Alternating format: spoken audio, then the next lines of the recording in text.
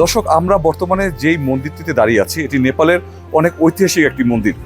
তবে যদি ইতিহাসের দিকে তাকাই তাহলে বলতে হবে আমাদের বাঙালিদেরও এই মন্দির ঘিরে অনেক গল্প রয়েছে। বাঙালিদের জন্য একটা বীরত্বের হলেও নেপালিরা আজও সেই গল্পগুলো অনেকটা ভয় নিয়ে স্মরণ করে। কি সেই গল্প, চলুন আমরা একটু জেনে আসি।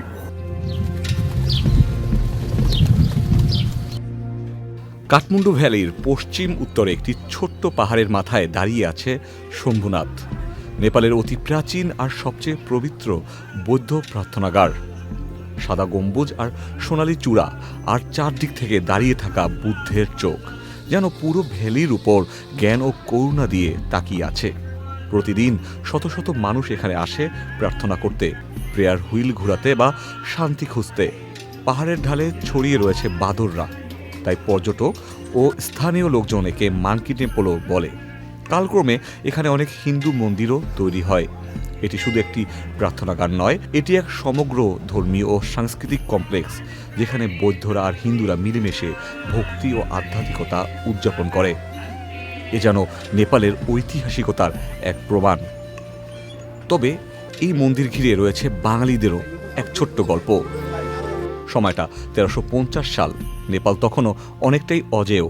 তখন বাংলার সুলতান ছিলেন শামসুদ্দিন ইলিয়াস শাহ। তিনি দেখালেন অসাধারণ সাহস।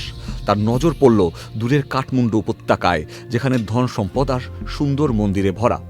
দূরের পাহাড়ি পথ অতিক্রম করে তিনি প্রায় 20,000 সৈন্য নিয়ে উপত্যকার দিকে এগিয়ে গেলেন।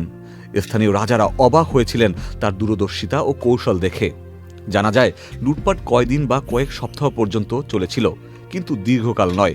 সে সময় শম্ভুনাথের এই মন্দিরেই অবস্থান করেছিল অধিকাংশ বাঙালি সৈন্যরা। লুটপাট হয়েছিল এখানেও।